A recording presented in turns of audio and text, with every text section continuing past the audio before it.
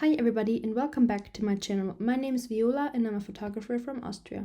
And today in a super quick tutorial I'm going to show you how to use masks in Lightroom. So I'm just going to use this photo right here to demonstrate the mask function, and it's up here on this brush. You just click on it and I just have the normal mask selected, and then you can just make the brush bigger or smaller and then just kind of paint off what you want.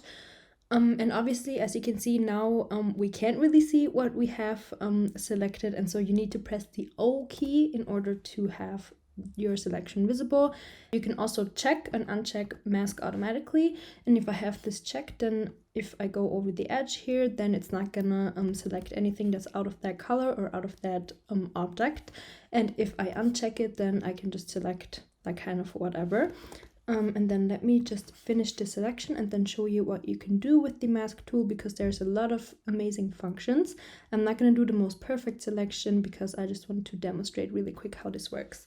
So once you finished your selection, press the O key again for this red selection to disappear, and then over here in this highlighted window you have all of the things you can change about your selection. You can change how bright the thing should be. In this case I'm just going to leave it as is because I don't want, like, this looks a little bit ugly, but you can also do contrast, which this doesn't actually look that bad. And then you can basically work on the light a lot. You can also change like the tone of the object, and you can also desaturate it. And if you have it desaturated, there's another hack that I already showed in one of my previous videos, but if you drag down the saturation to -100, you can actually change the color of this completely by clicking this button down here, and you can literally pick any color you want and it's just gonna like recolor the thing, and I think that's so cool. With this photo I actually have planned to match this applicant thing to the mask, and so a color like this would actually be pretty perfect. So yeah, those are like the really cool things you can do with the mask tool. And you can also select multiple masks. If you don't want a mask, you can just select it and delete it again.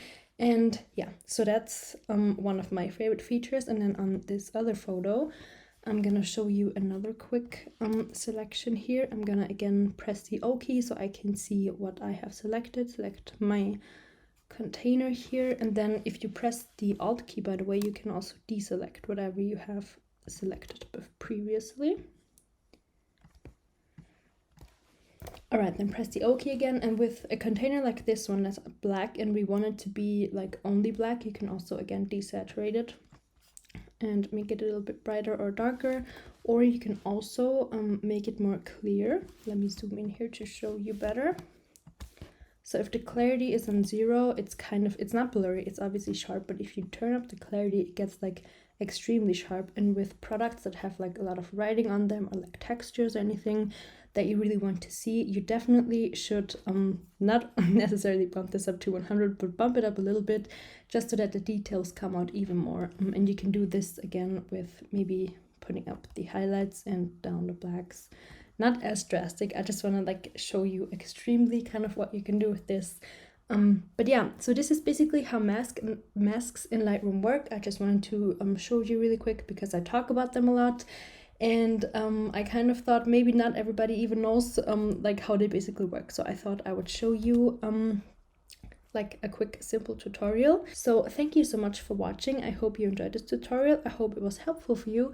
If you have any other like quick tutorials you want to see, please leave them down in the comments below and I'll be happy to help you out and show you how things work. And yeah, don't forget to subscribe to my channel if you haven't already, and I'll see you in the next video. Bye!